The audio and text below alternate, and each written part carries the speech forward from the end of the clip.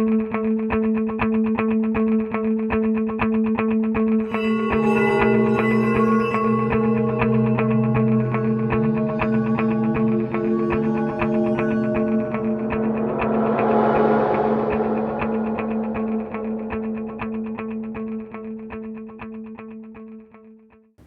I'm Steve Kinsey, Technology Licensing Officer with the Commercial Ventures and Intellectual Property Group at the University of Maryland, Baltimore. This video will give you a description of a new and innovative approach to computer-aided drug design called Site Identification by Ligand Competitive Saturation, or SILCS for short. You'll hear a description of this technology from the inventor himself, Dr. Alex Mackerell, professor in the School of Pharmacy. Dr. David Weber, professor in the School of Medicine, will discuss some preliminary results using compounds designed with this method. And finally, we'll hear an industry perspective from Dr. Natalie Eddington, Dean of the School of Pharmacy, formerly Assistant Director of New Drug Development at Pfizer.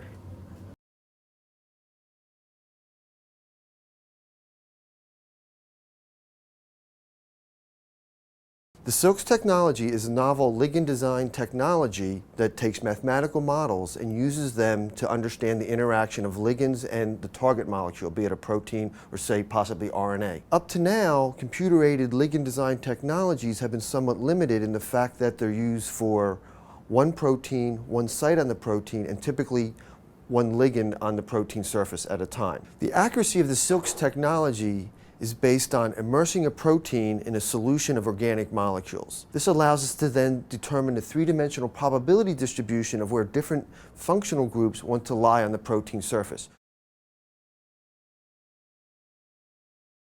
The advantage of this is this allows for orders of magnitude increase in the efficiency of the methodology over these previous computer-aided ligand design technologies. This allows for the drug discovery or the ligand discovery company to more rapidly bring a product to market, thereby saving resources, maximizing their income over a longer period of time.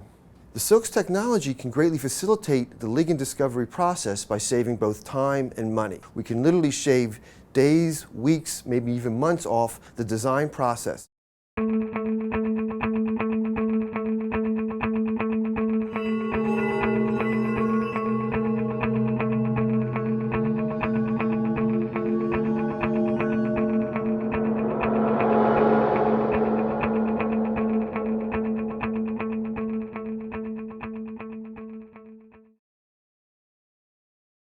Here in a ribbon diagram we show the structure of a protein, but we also add in water molecules. In addition to water, we can have, for example, benzene molecules.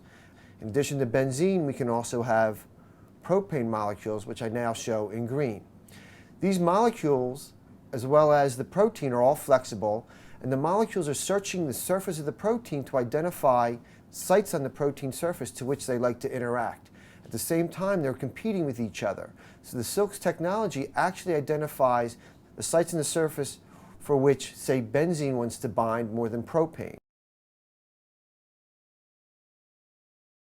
Proteins have a million different shapes, and the shapes are moving. These pockets or hotspots that some older programs target are non-existent, and they are in fact fictional. And so SILCS is able to find the real hotspots and identify ones that will be targetable by drugs. So in addition to finding these hotspots, SILCS is uniquely qualified to show how to link these hotspots and sort of grab them all at once, which is again a very important component of drug design.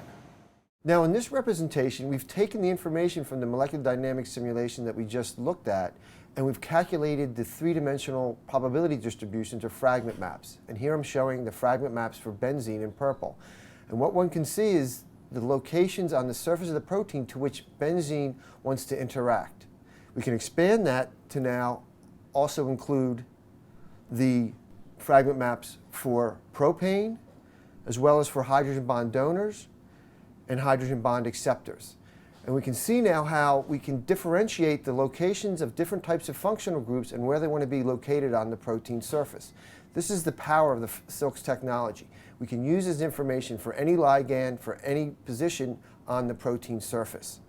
For example, I'll now bring in the structure of a ligand, which I show here. And what one sees when we compare these structures is we've got the ligand that's bound to the protein, we see the structure of the ligand, and we see the fragment maps actually overlapping the ligand. This shows how the fragment maps can predict the binding location of a ligand. We can see fragment maps located adjacent to the ligand. We could expand the structure of this ligand to add a hydrogen bond donor group. We would predict that the binding affinity of this ligand to the protein would increase.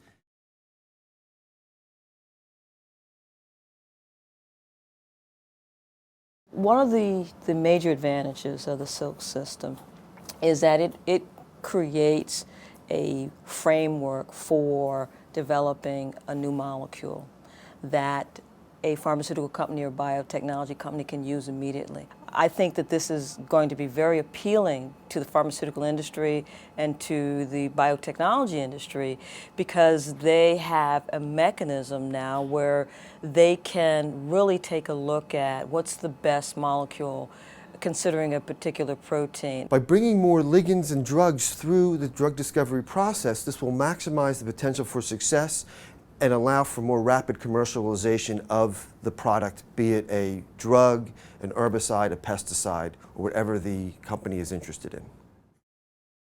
As you can see, the SILCS technology is fully functional and currently in use at the School of Pharmacy and the School of Medicine. A startup company based around this platform technology, in conjunction with the university, could quickly generate revenue. The university is actively seeking entrepreneurs to lead in these efforts.